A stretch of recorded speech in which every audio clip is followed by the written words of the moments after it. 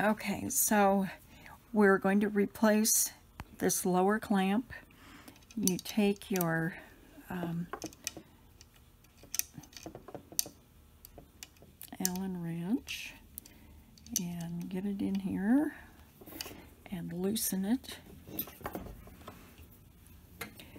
And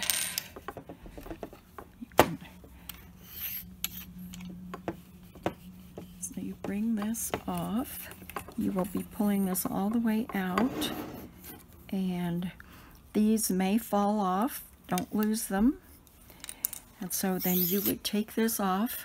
I'm going to put this particular one back on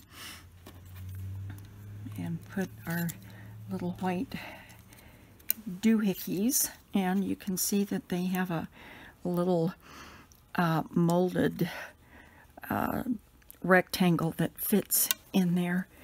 You put this back on, make sure to get it in there. Then you put your clamp back on. Might have to loosen this just a little bit more. So you've got this. This is as far as it goes, and you can clamp this back down, and then go ahead and screw this back, and you want to do it nice and tight. And there you go.